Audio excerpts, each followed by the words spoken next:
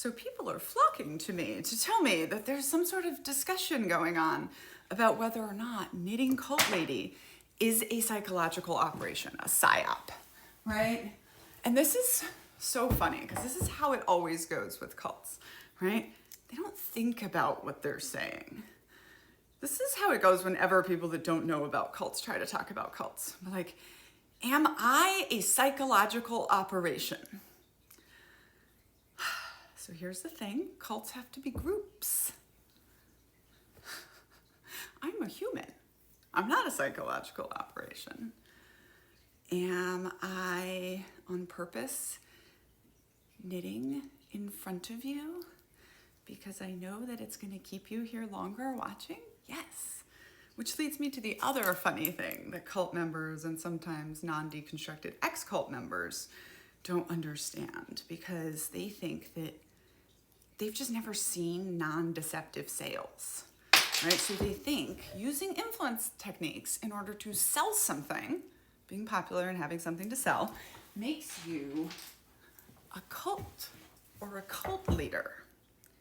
But actually, this is a question I get asked all the time, and it's a super, super easy answer, right? People are like, how do you not start a cult?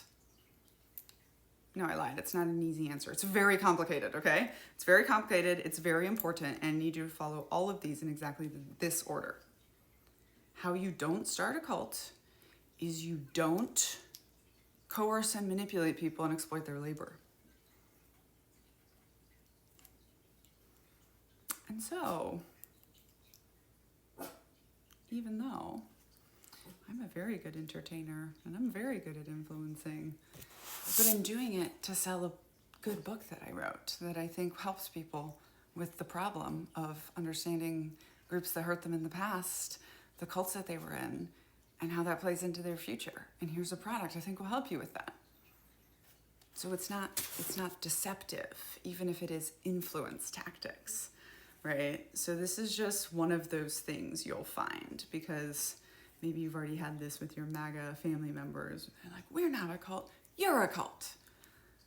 But they don't know that cults rely on isolation, and they're isolated and we're not, right? So like, and don't worry, as I've said before, like if you're not a cult or a cult leader, you just never have to go out and defend it. Bringing this up because it's fun to pull apart their argument and use it to teach other people how silly these arguments are. But in case you were wondering, knitting cult lady is not a psychological operation, because psychological operations are verbs, not people.